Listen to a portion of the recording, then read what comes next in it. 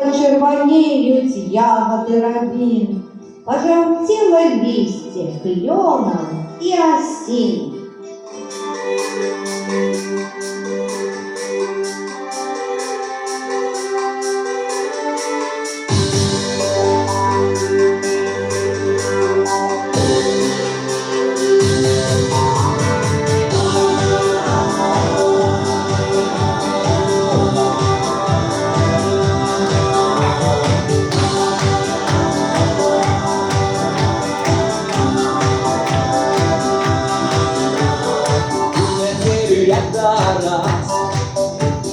Я поехал на Кирмаш.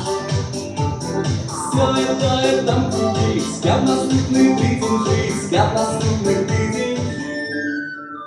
Сонце ярке встає, на Кірмаш народ іде. Надышал веселый час, завітав Кірмаш до нас. Дякую, гости дорогие, что не спозднились. А гроши на Кірмаш взять вы не забылись? Не забылись?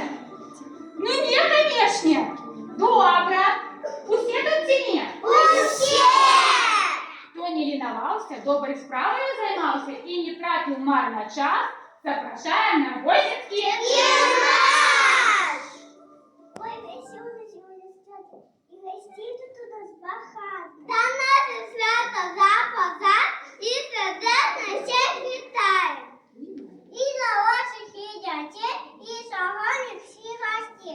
Хай пісня гудять, і чується сміх, веселості і радості хлопець на усіх. Молодчинка.